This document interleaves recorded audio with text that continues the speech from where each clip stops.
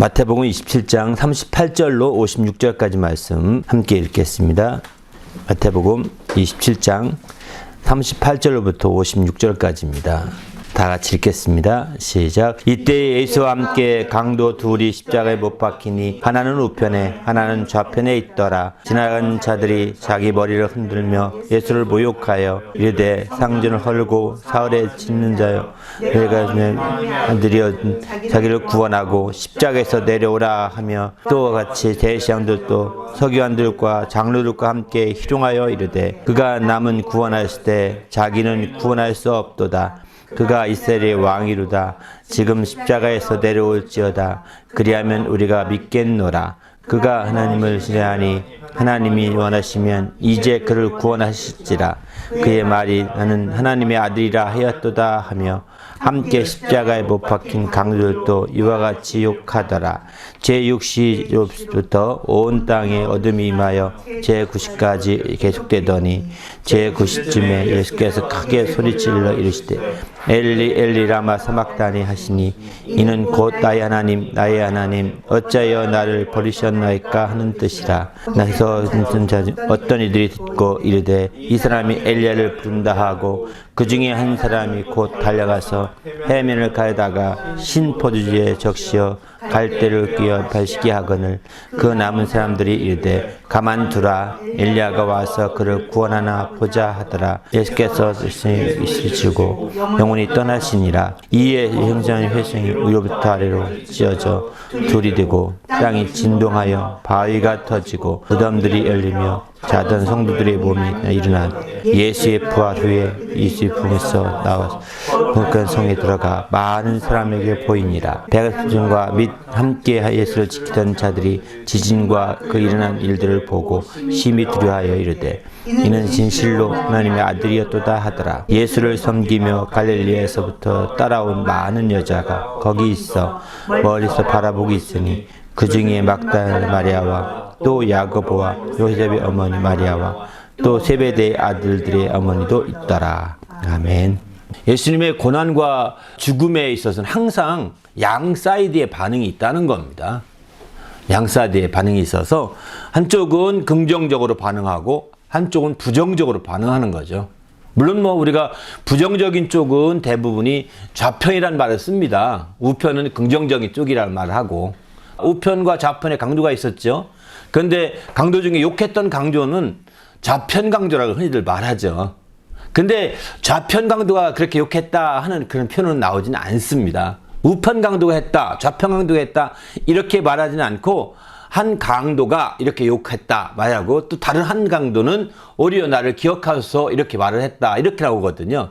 이게 좌편과 우편을 거기는 정확히 짚어서 말하고 있지 않은데 우리가 일반 상식적인 측면에서 부정적으로 반응하고 기존에 있던 것들을 부정하는 쪽에서는 그 좌편을 보통 얘기합니다. 좌파는 약간 그 부정적인 쪽을 말하는 거죠. 반면에 우파는 이제 기득권을 유지하며 그걸 그대로 유지하려고 하는 쪽이 이제 우파라고 하는 거죠. A라기 때문에 A를 유지하려고 하는 게 우파라고 그러고 그걸 부정하면서 더 발전시켜 나가려고 하는 쪽이 이제 정치적으로는 좌파라고 표현하거든요. 남쪽의 좌파는 북쪽에서는 우파입니다.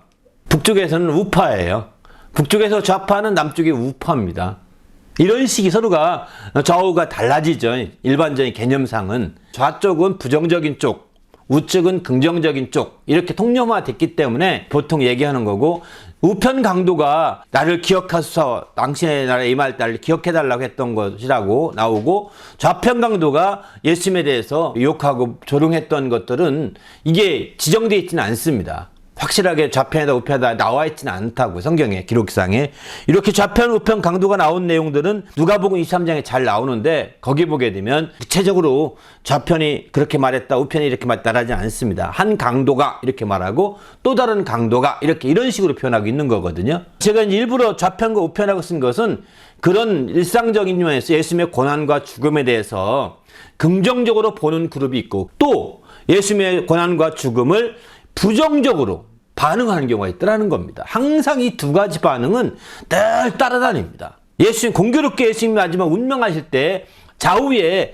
그 십자가에 달린 강도가 둘이 있었고요. 거기도 좌편 우편이죠. 둘이 있었고 그들이 각각 다른 말을 합니다. 한쪽은 긍정적으로, 한쪽은 부정적으로 반응합니다. 또 뿐만 아니라 예수님의 십자가된 그 지역을 지나가던 사람들이 많이 있었지만 한쪽에서는 또 부정적으로 막 말을 하죠. 또 한쪽에서는 또 긍정적으로 그를 바라보고 있는 자도 있습니다. 이렇게 항상 어디나 두 가지의 양상으로 펼쳐진다는 거예요. 오늘날 우리가 코로나 바이러스로 인해서 우리는 고난 아닌 고난을 당하고 있는 거지 않습니까? 이런 부분에 대해서도 우리가 두 가지 반응이 나옵니다. 하나는 긍정적인 반응, 또 한 가지는 부정적인 반응인 거죠. 좌파는 부정적인 쪽으로 자꾸 말하겠죠. 정치적 좌파가 아닙니다. 부정적으로 말하는 자들이 좌파인 셈입니다. 긍정적으로 말하는 쪽이 우파인 셈인 거죠. 바로 우리는 지금 똑같은 상황을 놓더라도 이런 코로나로 인해서 고난을 당하고 어려움을 겪는 상황에서도 이제 부정적으로 반응해서 막 이렇게 욕하고 오히려 막 이렇게 하는 사람이 있는가 하면 긍정적으로 바라면서 오히려 이럴 때일수록 우리가 더 깨워서 하고 우리가 발전되어 있으니 계획을 만들고 이렇게 긍정적으로 하는 사람이 있다는 거죠. 어떤 사회에 가든 어디를 가든지 간에 항상 두 가지 긍정과 부정의 반응이 있는데 우리는 어떻게 할 것이냐는 거예요. 우리는 어느 쪽으로 반응하고 살 것이냐, 이걸 우리 생각해 보셔야 됩니다. 이번 주 고난주간이어서 굉장히 깊이 생각하고 묵상하는 그런 주간이거든요. 그런데 이 주님의 고난당하심을 기념하는 주간인데 나는 그 죽음을 긍정적으로 보고 있느냐, 부정적으로 보고 있느냐, 어떻게 반응하고 계십니까? 정말 부정적으로 본다면 당신은 신앙과 멀게, 예수님의 고난을 당신의 신앙과 멀게 보고 있다는 것입니다. 긍정적으로 본다면 당신은 예수님과 점점 가까운 신앙으로 다가가고 있다고 보실 수 있습니다. 오늘 또 예수의 피에 대한 찬송을 많이 했거든요. 특별히 고난 중하니까 더 피에 대한 찬송을 하게 되죠. 그런데 이렇게 피에 대해서 얘기하면 항상 왜 피만 얘기하세요? 이런 사람도 있습니다. 깜짝 놀랐어요. 왜? 징그럽게, 피 징그럽잖아요. 여러분 피 좋아하십니까? 피 징그럽잖아요. 왜 징그럽게 피만 얘기하시냐는 거예요. 이 사람은 예수님의 피가 징그러운 다른 짐승의 피랑 똑같이 취급하는 거죠. 부정적으로 보는 겁니다.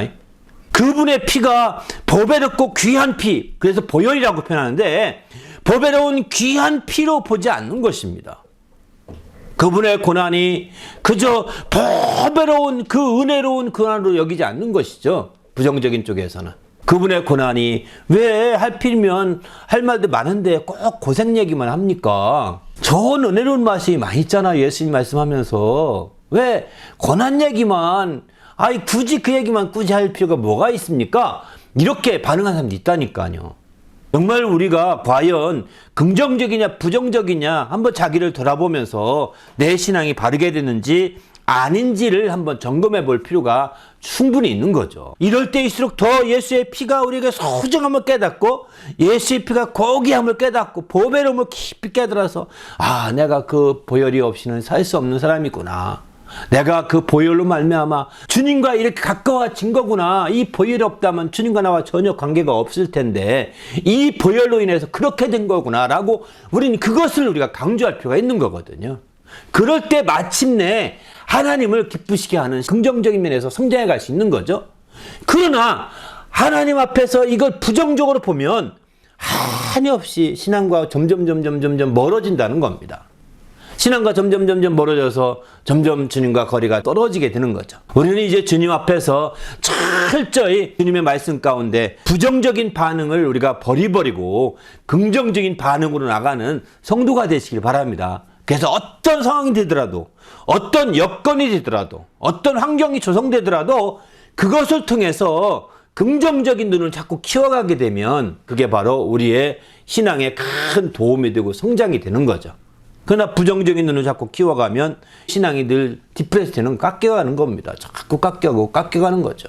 우리의 신앙이 성장하고 더 성장하기 위해서 긍정적인 눈으로 바라보는 주님의 성도가 되시길 부탁드립니다. 할렐루야. 그래서 우리 자신이 누구보다 적극적으로 이렇게 깨어있을 필요가 있는 거죠. 지문을 한번 읽어보실까요? 시작. 고난주간은 예수 그리스도의 고난과 죽음을 깊이 생각합니다. 상수하는 주간입니다. 그리스도의 고난을 생각해 보면 그리스도를 중심으로 해서 항상 좌편과 우편으로 갈라져서 반응을 나타내고 있습니다. 그들이 십자가에 달렸을 때 공교롭게도 좌우편에 두 개의 십자가가 더 있었고 거기에 강도가 달렸었는데 그들의 반응도 달랐습니다.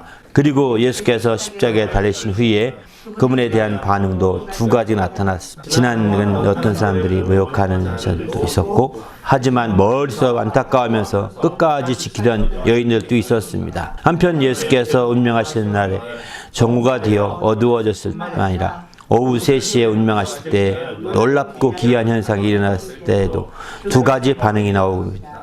하나는 엘리야가 와서 도무지 지켜보자며 여전히 조롱하는 자들이 있었고 하나는 지진과 함께 일어난 일들을 보면서 두려워하는 가운데 그는 하나님의 아들이라고 고백한 자들도 있었습니다. 예수의 고난과 죽음에 대하여 어떻게 반응이 합당한지 거기에 대해서 하나하나 살펴봅시다. 아멘.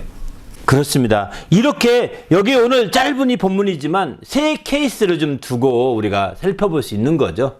그래서 세 번째 케이스는 제6시에 온 땅이 어두워졌고 제9시에 운명하셨다고 말씀하시지 않습니까? 이스라엘의 시간과 우리 시간이 좀 다릅니다.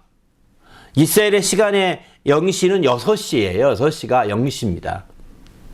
해 뜰 때를 0시로 잡습니다. 보통 기준은 6시라고 그러거든요. 그러니까 6시면은 몇 시죠? 12시가 되는 거죠. 오늘날 우리 시간으로는 12시가 되는 거죠. 대개 밤을 우리는 기준으로 삼고 있는 거니까요. 6시간 늦은 셈이죠. 그 반면에 이스라엘은 아침 6시를 0시로 하는 거니까요. 그래서 12시가 되고 제9시면은 오후 3시가 되는 겁니다. 그런데 여기서 보면 놀랍게 12시 정오가 되어서 어두워졌습니다. 어두워지기 시작해가지고 오후 3시까지 어두워졌다는 그게 아니라 그거면 일식이죠. 일식은 잠시 점점 어두워졌다가 그 다음에 좀 풀리잖아요. 그게 몇 시간 가지 않고 몇 분 가잖아요. 그죠? 그 시간이 흘러가면서. 근데 3시간 동안 어둠이 지속됐다고요. 3시간 동안. 이거는 일반적인 일식과 다른 겁니다. 일반적인 일식은 점점 어두웠다가 밝아진 그 사이가 한참 걸리죠. 이렇게. 한 20-30분 내에 다 걸린다는 얘기를 하더라고요. 제가 그렇게 알고 있는데. 아무튼, 그러나 여기는 6시에 딱 어두워져서 9시까지. 그리고 마침내 어둠 속에 그는 운명하시게 되는 것이죠. 이렇게 운명하실 때 놀라운 사실은 막 땅이 지진이 일어납니다. 뿐만 아니라 이렇게 땅이 지진이 나니까 어떻게 됩니까? 무덤문이 열리게 됩니다. 무덤문이 열리니까 놀라운 사실은 무덤 안에 있던 자들이 또 죽었던 자들인데 장사 치던 자들이거든요. 그들이 살아서 나옵니다. 그냥 땅이 열리고 무덤문만 열렸다고 한다면 좀 이해는 되거든요. 땅이 진동하고 지진이 일어났나 보다 이렇게 하면 되니까요. 지진 정도가 아닌데 지진이 일어났나 보다 생각하면 되는데 지진이 일어나고 무덤문이 열린 거. 대개 이스라엘은 무덤이 어떤 형식으로 하냐면 굴을 파고 그래 굴에 이렇게 넣고 그 큰 돌로 그 굴을 막거든요. 그러니까 지진이 일어나면 이게 굴러갈 수 있지 않겠습니까? 무덤문이 열리는 건 가능한 일이겠죠. 근데 이것은 한두 사람이 할 수 있는 게 아니라 움직일 수 없답니다. 한두 사람이 움직일 수 없고 여러 사람이 밀어야 된다고 얘기하거든요. 그런데 그렇게 지진이 일어나고 무덤문이 열리고 또 죽은 자가 살아납니다.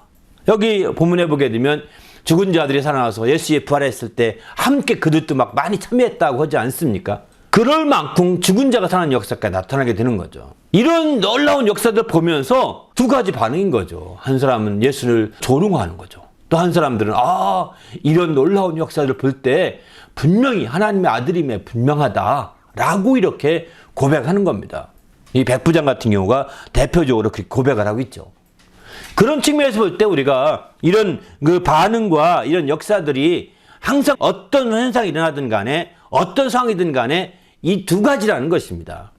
우리는 그렇기 때문에 우리가 이런 두 가지의 현상들을 항상 생각해보고 나는 긍정적으로 봐야 되겠다. 내 생각과 내 접근은 긍정적으로 접근해야 되겠다라고 좀 생각하시면 좋겠습니다. 할렐루야. 서울에 가면 상문고등학교를 아시나요? 상문고등학교. 지금은 강남에 있는데 이 상문고등학교 옛날에 들었던 얘기 중에 하나인데 이분이 상정승이라는 분인데요. 아주 유명한 정성 중에 한 사람이에요. 한국의 영의정 정성 중에 한 사람인데 이 사람이 긍정적으로 보는 대표적인 사람으로 조선시대에 뽑습니다. 아주. 그래서 늘 감사하는 삶을 살았다는 얘기를 하더라고요. 그래서 항상 어디 가서 하는 시를 읊으라고 하면 다 감사요. 이것도 국가의 은혜이니 감사하다. 늘 이렇게 했다는 거예요. 그래서 그가 정말 이렇게 긍정의 눈을 가진 사람, 감사하는 사람으로 일반적으로 많이 알려졌다고 해서, 그리고 마침 학문고등학교에 뒷동산에 이제 묘지가 있거든요. 거기에 이제 굉장히 크게 그 기념비가 있다고 얘기를 하더라고요. 왜 이 얘기 드리냐면, 그런 사람들이 한국의 역사에 있다는 게 이렇게 역사책을 훑어보면서 참 놀랐습니다.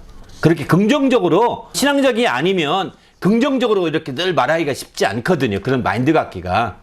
근데 신앙이 없음에도 불구하고 긍정적으로 바라보고 항상 긍정적으로 얘기하고 감사하는 삶을 살았다는 얘기가 아주 신선하더라고요. 이렇게 보면서. 그래서 이제 상문고등학교를 늘 기억하게 된 것도 이제 그런 취지였는데, 그 상정승의 취지를 받들어 만든 고등학교가 상문고등학교인 셈이죠. 상정승의 그 물리를 배우자, 문장을 배우자 하는 뜻이랍니다. 아무튼 이런 측면에서 볼 때 우리는 주님 앞에서 정말 어떤 상황이 되더라도 긍정적으로 보고, 신앙이 있든 없든 상관없이 이 긍정적인 마인드로 우리가 바라보는 그런 자세를 키우는 것은 굉장히 여러분의 삶을 더 풍성하게 하고 우리의 삶을 더 아름답게 만드는 지름길입니다. 함께 기도할 때 하나님, 내가 더 철저하게 긍정적인 방향으로 정말 바라볼 수 있는 눈을 키우게 하시고, 그렇게 될 수 있도록 어떤 상황이든 어떤 여건이든 어떤 환경이든 항상 긍정적으로 우리가 바라볼 수 있는 그런 믿음의 안목이 열리게 하시고, 그렇게 살 수 있도록 인도해 달라고 간절히 합심해서